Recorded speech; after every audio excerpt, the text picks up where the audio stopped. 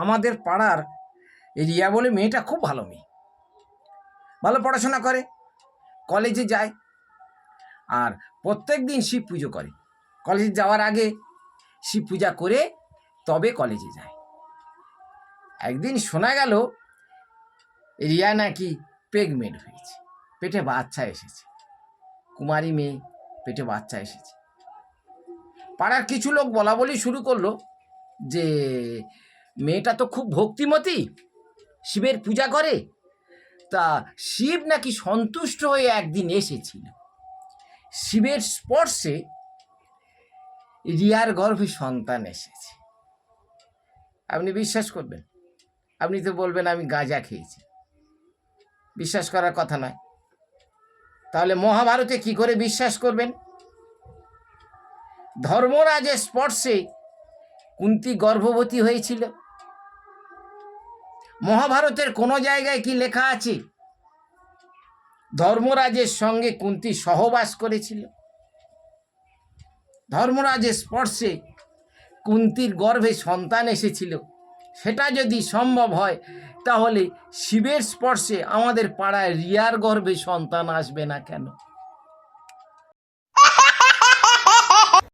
শুধু একটি সন্তান নয়, বিয়ের আগে সূর্যের স্পর্শে কর্ণ হয়েছিলেন। সেসব ঝামেলা বাদ দিয়ে বিয়ের পরে আসুন। বিয়ের পরে ধর্মরাজের স্পর্শে যুধিষ্ঠির জন্মগ্রহণ করলেন। পবনের স্পর্শে জন্মগ্রহণ করল ভীম। ইন্দ্রর স্পর্শে জন্মগ্রহণ করল অর্জুন। আর অশ্বিনী কুমারদ্বয়ের স্পর্শে জন্মগ্রহণ করল দুজন সন্তান, নকুল ও সহদেব। এগুলো সব হচ্ছে স্পর্শজাত সন্তান। এরা এসে কুন্তীকে স্পর্শ করেছিলেন, আর স্পর্শ করার পরে পটপট করে গর্ভ হয়েছে, সন্তান হয়েছে। মহাভারতের কথা অমৃত সমান। আমরা অমৃত বলে মেনে নিই, কিন্তু আমাদের পাড়ার রিয়া, দিয়া, নিতা এরা যদি কিছু করে থাকে তখন আর মানা যাবে না। ओ भाई मारो मुझे, मारो मारो मुझे, मारो।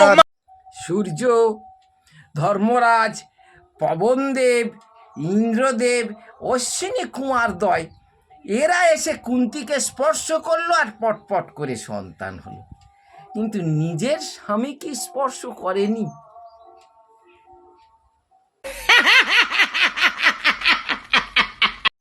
নিজের স্বামীর স্পর্শে কুন্তীর গর্ভে একটাও সন্তান এলো না কেন?